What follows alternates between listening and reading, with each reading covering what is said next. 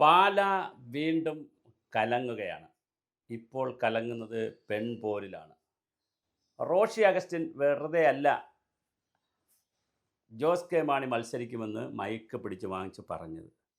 അതിൻ്റെ പിന്നിലെ രാഷ്ട്രീയം ഇപ്പോഴാണ് തെളിഞ്ഞു വരുന്നത്. മറ്റൊന്നുമല്ല, അടുത്ത ഡിസംബർ വരെ ഒന്നൊന്നര വർഷക്കാലത്തോളം രാജ്യസഭാംഗമായിട്ടുള്ള ജോസ് കെ മാണി സേഫ് സോണിലാണ് നിൽക്കുന്നത്. പാലായാണെങ്കിൽ അത്ര സേഫ് സോണുമല്ല, ഒരു അൺസേഫ് സോണുമാണ്. മാണി സി കാപ്പനും ഷോൺ ജോർജും കൂടെ വന്നു കഴിഞ്ഞാൽ എൻ.ഡി.എയുടെ ബി.ജെ.പി സ്ഥാനാർത്ഥിയായി പി.സി. ജോർജിൻ്റെ മകൻ ഷോൺ ജോർജ് വരികയും മാണി സി കാപ്പൻ നിലവിലെ എം.എൽ.എ അവിടെ നിൽക്കുകയും ചെയ്താൽ ജോസ് കെ മാണിയുടെ കാര്യത്തിൽ ഒരു പ്രശ്നം വരും. അതുകൊണ്ട് ജോസ് കെ മാണിയുടെ സംഘം ഇപ്പോൾ വിചാരിക്കുന്നത് ജോസ് കെ മാണിയെ ജോസിനെ നിഷ ജോസ് എന്ന് പറയുന്ന ജോസ് കെ മാണിയുടെ ഭാര്യയെ അവിടെ നിർത്തിയാൽ എന്തെന്നാണ്. അവർ വളരെ വിദ്യാഭ്യാസമുള്ളവരാണ്, വിവരമുള്ളവരാണ്. ഈ സോഷ്യൽ മീഡിയയിലാകട്ടെ, അല്ലെങ്കിൽ അവിടുത്തെ സാമൂഹ്യ മേഖലകളിലാകട്ടെ, ചാരിറ്റി പ്രവർത്തനങ്ങളിലാകട്ടെ, കാരുണ്യ മേഖലകളിലാകട്ടെ വലിയ സാന്നിധ്യമാണ് ഈ നിഷ. അപ്പം നിഷ ജോസ് കെ മാണിയെ എന്തുകൊണ്ട് നിർത്തി മത്സരിപ്പിച്ചുകൂടാ എന്നുള്ളതാണ് പാലായിലെ കേരള കോൺഗ്രസിൻ്റെ ചിന്ത. അങ്ങനെ പാലായിലെ നിഷയെ മത്സരിപ്പിക്കുന്നതിൻ്റെ വേറൊരു ചർച്ച എന്ന് വെച്ചാൽ, പാലായിലെ നഗരസഭാ ചെയർപേഴ്സൺ വളരെ ചെറുപ്പമാണ്, വനിതയാണ്. അതുപോലെ തന്നെ വൈസ് ചെയർമാനും വനിതയാണ്. അപ്പോൾ രണ്ട് വനിതകൾ അവിടെ ഉള്ളത് കൊണ്ട് ഒരു എം.എൽ.എ വനിത കൂടി ആയാൽ അത് മണ്ഡലം പിടിക്കാൻ പറ്റും. എം.എൽ.എ വനിതയെ ഇറക്കി, കേരള കോൺഗ്രസിൻ്റെ വനിതയെ ഇറക്കി പിടിക്കാൻ പറ്റുമെന്നുള്ളതാണ് പ്രാദേശികക്കാർ.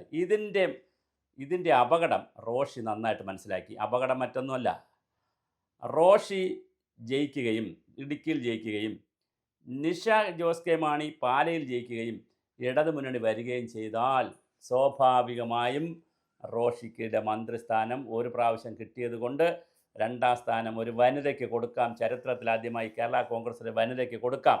പ്രത്യേകിച്ച് മാണി സാറിൻ്റെ മകൻ്റെ ഭാര്യയായ മരുമകളായ നിഷയ്ക്ക് കൊടുക്കാമെന്ന് പറഞ്ഞാൽ റോഷി പെടും. ഇത് റോഷിക്ക് നന്നായി അറിയാം. റോഷിക്ക് അത് നന്നായി അറിയാമെന്നുള്ളതുകൊണ്ട് റോഷി എന്ത് ചെയ്യുന്നു എന്ന് വെച്ചാൽ, ഇടുക്കിയിൽ അദ്ദേഹത്തിൻ്റെ മണ്ഡലത്തിലും ഇപ്പോൾ പ്രചരണ പരിപാടികളിലൊക്കെ പങ്കെടുക്കുന്നു. അതിനേക്കാൾ കൂടുതൽ പാലായിലും പങ്കെടുക്കുന്നു. ഇതാണ് കേരളത്തിൻ്റെ ഇടുക്കി പാല രാഷ്ട്രീയത്തിൻ്റെ രസകരമായ കാര്യം. എന്തിനാണ് അങ്ങനെ പങ്കെടുക്കുന്നത് പറഞ്ഞാൽ, ജോസ് കെ മാണിയെ തന്നെ മത്സരിപ്പിക്കണം എന്നുള്ള. കാരണം ജോസ് കെ മാണി മന്ത്രിയാവുന്നതിനോട് LDF വരികയും ജോസ് കെ മാണി മന്ത്രിയാവുന്നതിനോട് റോഷിക്ക് എതിർപ്പില്ല. പക്ഷേ മാത്രവുമല്ല, നിഷ ജോസ് കെ മാണി വന്നാൽ പാർട്ടിയിൽ രണ്ടാമത്തെ സ്ഥാനത്തേക്ക്, നാളെ പാർട്ടിയിലെ ചെയർമാൻഷിപ്പിലേക്ക് വരെ ആ കുടുംബത്തിൽ നിന്ന് നിഷ ഉയർന്നു വന്നാൽ അത്ഭുതമില്ല. ഒരു പ്രാവശ്യം LDF വരികയോ മന്ത്രിയോ അല്ലെങ്കിൽ LDF MLA ജയിച്ചാൽ MLA ആയോ തുടർന്നാൽ നിഷ ഒരു പ്രാവശ്യം പാർലമെൻ്ററി രംഗത്ത് വിജയിച്ചാൽ, തോറ്റാൽ പിന്നെ വേറെയാണ് കഥ. റോഷി അഗസ്റ്റിൻ ജയിക്കുകയും നിഷ മത്സരിച്ച് തോൽക്കുകയും ചെയ്താൽ കഥ വീണ്ടും കുറച്ചുകൂടെ മാറും.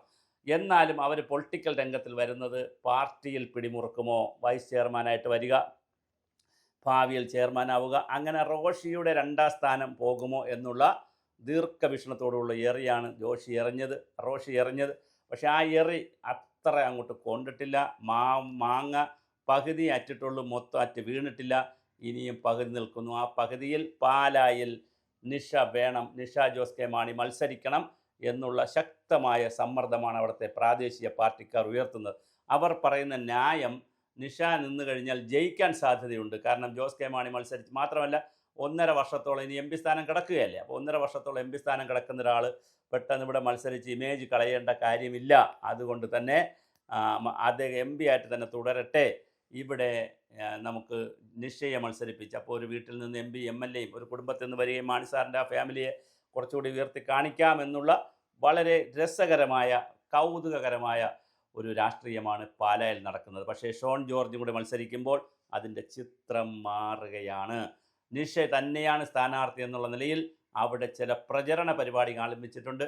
പള്ളി പരിപാടികൾ, സാമൂഹ്യ പരിപാടികൾ, സാംസ്കാരിക പരിപാടികൾ, കാരുണ്യ പ്രവർത്തനങ്ങൾ, ഇതിലൊക്കെ നിഷയുടെ ഒരു സാന്നിധ്യം കഴിഞ്ഞ കുറച്ച് ദിവസമായി പാലാ മണ്ഡലത്തിലും കോട്ടയം ജില്ലയിലുമുണ്ട്.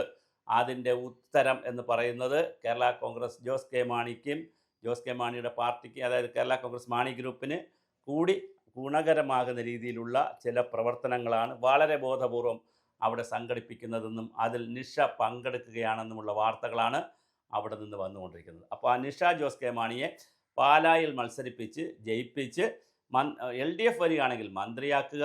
ഇനി UDF ആണ് വരണമെങ്കിൽ പാർട്ടിയിൽ രണ്ടാമത്തെ ആളായിട്ട് പ്രതിഷ്ഠിക്കുക. ഇതാണ് ജോസ് കെ മാണി വിഭാഗത്തിൻ്റെ ജോസ് കെ മാണി വിഭാഗത്തിൻ്റെ, അല്ലെങ്കിൽ അവരെ ആഗ്രഹിക്കുന്ന അവരുടെ കൂടെ നിൽക്കുന്നവരുടെതും റോഷിയുടെ ശത്രുക്കളുടെ, അത് ഇടുക്കിയിലുള്ളതാവട്ടെ പാലയിലോ, റോഷിയുടെ ശത്രുപക്ഷത്ത് നിൽക്കുന്ന ആളുകളും തീരുമാനിക്കുന്നത്. അത് മണത്തറിഞ്ഞുകൊണ്ടാണ് റോഷി മയക്ക് പിടിച്ച് വാങ്ങിച്ച് പറഞ്ഞതും ഇപ്പോഴും പറഞ്ഞതിൽ ഉറച്ചു നിന്ന് എങ്ങനെയും ജോസ് കെ മാണിയെ അവിടെ സ്ഥാനാർത്ഥിയാക്കണമെന്നുള്ളതിൻ്റെ ഗ്രൗണ്ട് വർക്ക് ചെയ്യാനായിട്ട് അവിടെ പാലായിൽ, ഒരുപക്ഷെ ഇടുക്കിയിലല്ല റോഷി മത്സരിക്കുന്ന, ഇടുക്കിയിലല്ല ഇപ്പോൾ കൂടുതൽ സമയം ചിലവഴിക്കുന്നത്, പാലായിലാണ്. അവിടുത്തെ പ്രാദേശിക നേതാക്കളെ കാണുന്നു, പള്ളിക്കാരെ കാണുന്നു, പട്ടക്കാരെ കാണുന്നു, എല്ലാവരെയും കാണുന്നത് എന്തിനാന്ന് വെച്ചാൽ എങ്ങനെയും ജോസ് കെ മാണിയെ അവിടെ നിർത്തണം. തോറ്റുപോയാൽ ഒരു ഗുണമുണ്ട്, തോറ്റുപോയാൽ പിന്നെ അതോടുകൂടി ജോസ് കെ മാണിയുടെ ഒരു ഇമേജ് ഒന്ന് കുറഞ്ഞു നിൽക്കുന്നിടത്താണല്ലോ റോഷിയുടെ ഇമേജ് ഉയർന്നു നിൽക്കുന്നത്. അങ്ങനെ ഒരു വശത്ത് ഭരണത്തിൽ വന്നാൽ മന്ത്രിസ്ഥാനം കിട്ടണം. മന്ത്രിസ്ഥാനം നിഷ ജയിച്ചാൽ സ്വാഭാവികമായിട്ട് മന്ത്രിസ്ഥാനം നിഷയ്ക്ക് പോകാൻ സാധ്യതയുണ്ട്. അത് റോഷിക്ക് സഹിക്കുന്നതല്ല. ഇനി തോറ്റുപോയാലും നിഷ രാഷ്ട്രീയത്തിലേക്ക് വന്നാൽ അടുത്ത MP ആയിട്ടോ, അല്ലെങ്കിൽ പിന്നെ LDFൻ്റെ അല്ലെങ്കിൽ UDFൻ്റെ ഏതെങ്കിലും MP ആയിട്ട്, രാജ്യസഭ MP ആയിട്ടോ, അല്ലെങ്കിൽ പിന്നെ അവിടെ പാർട്ടിയിൽ രണ്ടാമതായിട്ടോ, അല്ല ഭാവിയിൽ നഗരസഭാ ചെയർപേഴ്സണായിട്ടോ ഒക്കെ മത്സരിക്കാനും രാഷ്ട്രീയത്തിൽ സജീവമാകാനും സാധ്യതയുണ്ടെന്നുള്ള ദൂരവ്യാപകമായ അപകടം റോഷി നന്നായി തിരിച്ചറിഞ്ഞ് റോഷി അമ്പ് ചെയ്തിട്ടുണ്ട്. പക്ഷേ അമ്പ് എയറിൽ നിൽക്കുന്നതേ ഉള്ളൂ, എങ്ങും കൊണ്ടിട്ടില്ല. പ്രാദേശിക പ്രവർത്തകർ, പ്രാദേശിക നേതാക്കൾ ശക്തമായി ജോസ് കെ മാണിയുടെയും ജോസ് കെ മാണിയുടെയും കൂടെയാണ് എന്നുള്ളതാണ് നമ്മുടെ റോഷി അഗസ്റ്റിൻ നേരിടുന്ന ഏറ്റവും വലിയ വെല്ലുവിളി. അതുകൊണ്ട് റോഷി വിചാരിക്കുന്ന പോലെ കാര്യങ്ങൾ നീങ്ങില്ല. വേറെ ഒരു ചെറിയ പ്രശ്നമുള്ളത്, UDFന് ഇപ്പോൾ ഒരു അപ്പർ ഹാൻഡ് കിട്ടിയിട്ടുണ്ട് സംസ്ഥാനത്ത്. ആ അപ്പർ ഹാൻഡ് ഉള്ളത് കൊണ്ട് തന്നെ പാലായിൽ ഇനി എന്ത് സംഭവിച്ചാലും, എങ്ങോട്ട് പോയാലും പാല എവിടെ നിൽക്കുമെന്ന് നമുക്ക് അറിയാൻ കഴിയാത്ത രീതിയിലാണ്. പാല മാണി സി കാപ്പനെ ജയിപ്പിക്കുകയും നിഷ അവിടെ വന്ന് മത്സരിച്ച് തോൽക്കുകയും ചെയ്താൽ നിഷയെ സംബന്ധിച്ചിടത്തോളം രാഷ്ട്രീയ ഭാവിയൊന്നും വലിയ വിഷയമല്ല. അവർ പുതിയ ആളാണ്. അവർക്ക് പക്ഷേ പാർട്ടിയിൽ കാൽ ഉറപ്പിക്കാൻ കഴിയും. വനിതാ വിങ്ങിലൂടെയൊക്കെ വന്ന്, പൊതു വിങ്ങിലൂടെയൊക്കെ ഭാവിയിലെ ജില്ലാ പഞ്ചായത്ത് പ്രസിഡൻറ്റോ, കോർപ്പറേഷൻ ചെയർമാൻ, അല്ല മുനിസിപ്പൽ ചെയർമാനോ, ചെയർപേഴ്സണോ, പാർട്ടിയിൽ രണ്ടാമത്തെ സ്ഥാനത്തിലേക്ക്, വൈസ് ചെയർമാൻ സ്ഥാനത്തിലേക്ക് ഉയരാൻ കഴിയും. ഇത് നന്നായി സ്മെല്ല് ചെയ്തിട്ടുള്ള ആളാണ് റോഷി. വലിയ പണിയാണ് പണിഞ്ഞത്. പക്ഷേ ആ പണി ഏറ്റിട്ടില്ല. നിഷയായിരിക്കുമോ പാലായിലെ LDF സ്ഥാനാർത്ഥി?